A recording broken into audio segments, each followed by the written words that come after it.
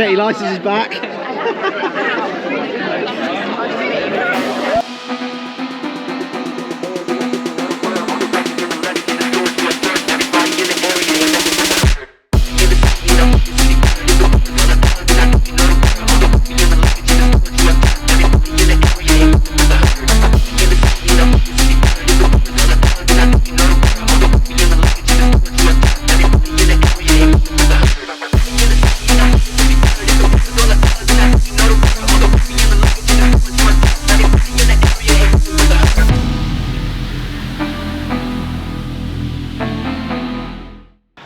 Right, it's Sunday afternoon.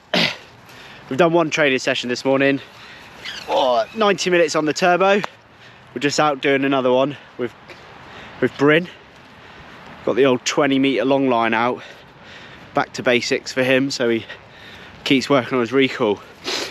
I'm going to do a little review of the last 4 weeks. So I've been a triathlete. I've swam, bike, ran and gymmed. I've also had some physio and some bits going on. We're going to cut through some numbers, more just to hopefully show people that by no means am I super duper fit in 4 weeks. I've not done a huge amount. By rough calculations, about 50 hours of training, so 10 to 12 hours a week. And you can make a difference from being fairly unfit to being, you know, slightly fitter, and that's all you can ask for in 4 weeks. So if you haven't started your winter training yet, or you don't feel it's going quite as well, then hopefully you find this relatively useful. Cheers. Right, I'm gonna whiz through the last 4 weeks, and I'm gonna do that by sharing my screen on Training Peaks. So here we go. Right, week 1, so this was the 6th of November onwards. I'm gonna trot through swim, bike, run. To give a loose overview of what I've done each week, 3 swims, 3 to 4 bikes and 3 to 4 runs, and most weeks 2 gym sessions. So the only thing to really pull out from my swimming was just how unfit I was at the start. I think if we look at this swim here, some of my 200s at the start of a session, so my warm-ups are pretty consistent throughout, are in the 150 pace, which is very unusual for me. I normally see those a little bit quicker than that. But if we move down rather encouragingly to this week, similar warm-up, 2 lots of 200 easy, 1 swim, 1 pool. The first one was down in 144, and the second one was 139, which is much more to my norm, my expectations, etc. And both of these were in a 50-meter pool. The only 2 kind of big sessions of note were the VO2 sessions. So the first one I ran through during that week, which was 8 lots of 50, coming in around 42, 43. And this week I did a similar session, but it was 10 lots of 50. Now I did swim with some people in this session, so they were a little bit quicker because we were sort of taking turns on the front. But for the most part, they were, let me bring them up. They were at 40, they were between 38 and 41, the 38s being the anomalies, but most of them were 40, 41. So a little bit of progress there and a bit closer again to what I would expect. Moving on to the bike. So most weeks I've biked around 4 to 6 hours. The key thing that has kind of been missing, and the only thing I've sort of knocked back, is the long rides. Some of that's due to weather, some of that's due to motivation, i.e. not going outside and therefore being on the turbo. So there is definitely a bit of aerobic volume here missing. For the most part, I've done a strength session as my sort of key bike session during the week, and the rest of it has been easy/steady riding. Now, a session that I do quite frequently, it's probably the most unglamorous session that you may do, is a 45-minute easy spin. Now we all get fixated on our FTPs and what's our threshold, etc.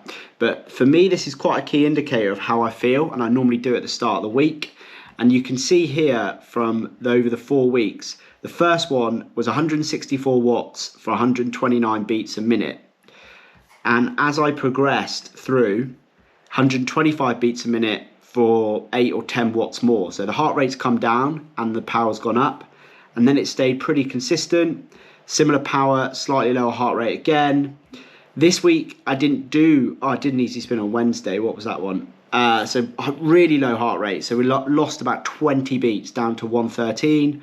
And even today I did a 90-minute spin, pretty much the same thing, just for 90 minutes rather than 40 minutes. And my heart rate again below 120. So not that I've gained my complete aerobic engine back, but I can definitely see the progression there.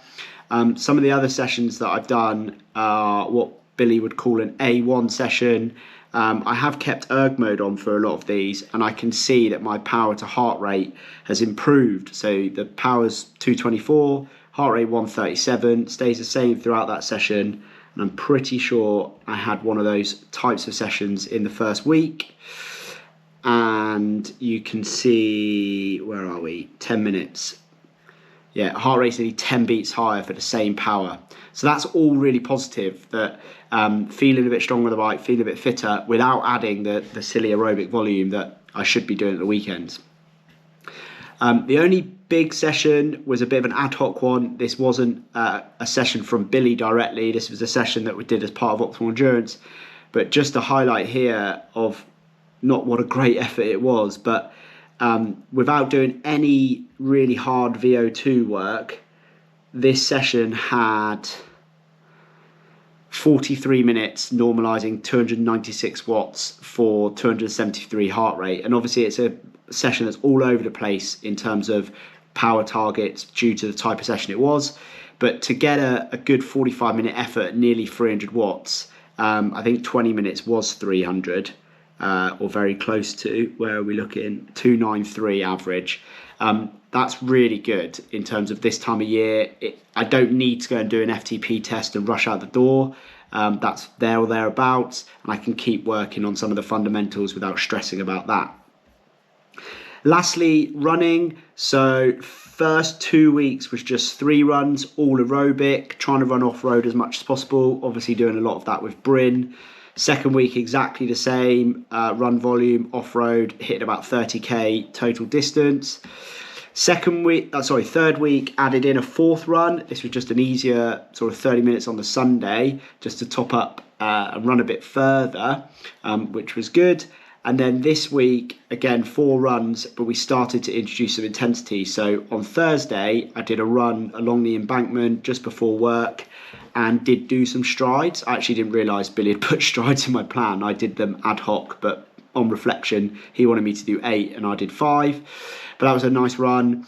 Yesterday, I did a park run with Spraggins, not with him holding hands, he was a bit behind.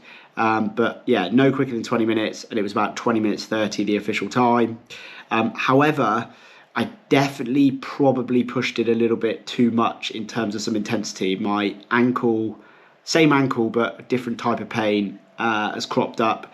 I tried to run today. I was trying to, or I should have done about an hour, but I stayed on the treadmill because I kind of knew that I probably wasn't going to get to an hour, and I wanted to see how long I could go for. 15 minutes felt fine, and at 20 minutes I had to pull the plug. So slightly down on some running this week. I'm hoping that's a 24, 48 hour thing. It certainly feels like it, and it doesn't have too big an impact on the weeks to come. The only other thing that's sort of training is the gym. So the first couple of weeks, I did have what I would call a more traditional gym session where I was back lifting and getting used to lifting heavier weights. Once I started my shockwave treatment with Chris, I've knocked some of the gym movements out just to not overload. But I have been given some new ones from the physio at HBO, which involve closing my eyes and balancing a lot, and they are a damn sight harder than I thought they would be. So that's my focus for the next week or two, particularly probably lean into Christmas, and then get back on the heavy weights in the new year. So there we go. Look, some high level numbers. We've gone from 63 CTL up to 72, so a 9 CTL increase, not massive. About 50 hours of training, pretty balanced across all 3. I'm a little bit fitter, a little bit stronger. I feel a bit better in myself, and that's all you can ask for. Any questions, drop them in the comments below, and back to normal vlogging next week. Cheers.